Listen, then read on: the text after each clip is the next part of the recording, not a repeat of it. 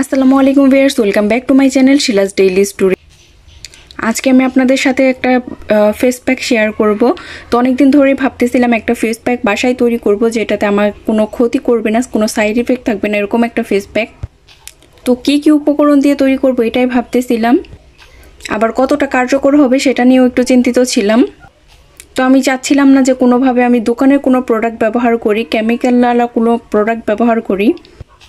আবার আমি যথেষ্ট পরিমাণ অলসও, এর জন্য ভাবতেছিলাম যে একবার একটা ফেস প্যাক তৈরি করব, যেটা আমি অনেক দিন রেখে ইউজ করতে পারবো।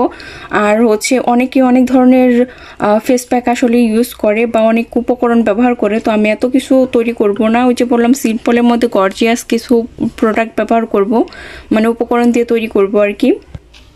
তো আশা করি এটা আমার কাছে উপকারে আসবে, তো আপনাদেরও কাছেও ভালো লাগবে, আপনারা ইউজ করে দেখতে পারেন।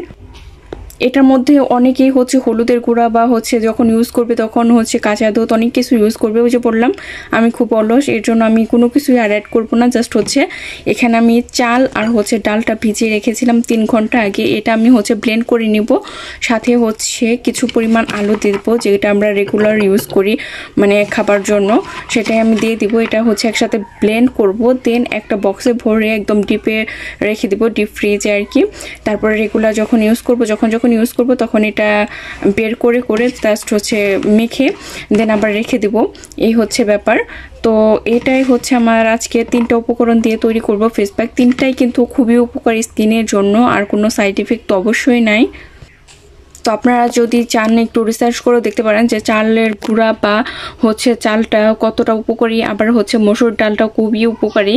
আর আমি চালের গুঁড়াটা আলাদা ইউজ করতে পারতাম, পরে মিক্স করে, কিন্তু আমি আসলে চাই না পরে আর কোনো ঝামেলা করবো। একসাথে সবগুলো প্যাক একদম মিক্সড করে দেন একটা ফেস প্যাক তৈরি করে রাখবো, আর রেগুলার ওটা দিতে থাকবো।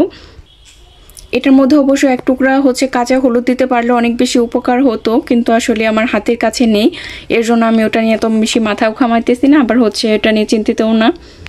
জাস্ট এই 3টা উপকরণ দিয়ে আমার মনে হয় কাজ হয়ে যাবে। তো অনেকদিন ধরে আমার মুখটা একদম কালচে একদম ফ্যাকাশে হয়ে যাচ্ছিল গরমের জন্য, প্লাস অন্য অনেক বিষয়ে। আর এই 3টা উপকরণই খুবই কার্যকর ফেসের উজ্জ্বলতা বাড়াতে বা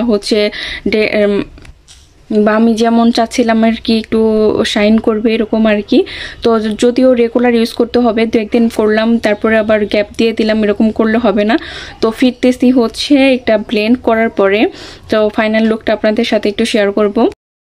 তো এই যে আমি ব্লেন্ডারে এই যে উপকরণগুলো দিয়ে দিলাম, আর চাল আর ডালটা ভেজানোর জন্য যতটুকু পানি দিয়ে দিয়েছিলাম ওইটা ভিজে 3 ঘন্টা পর ভিজে মোটামুটি পানি অনেকটা কমে গেছে। যতটুকু পানি আছে অতটুকু আমি দিয়ে দিব, দিয়ে মূলত ব্লেন্ড করে ফেলবো। তো ব্লেন্ড করে কতটুকু সেটা আমি আপনাদের সাথে শেয়ার করব।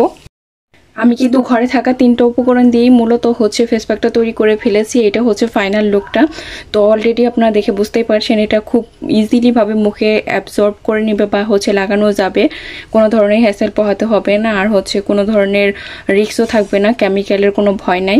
জাস্ট রেগুলার ইউজ করতে হবে, এটাই কথা। আর আমি 1 সপ্তাহ বা 15 দিন রেগুলার ইউজ করে আপনাদের একটা রিভিউ দিয়ে দিব।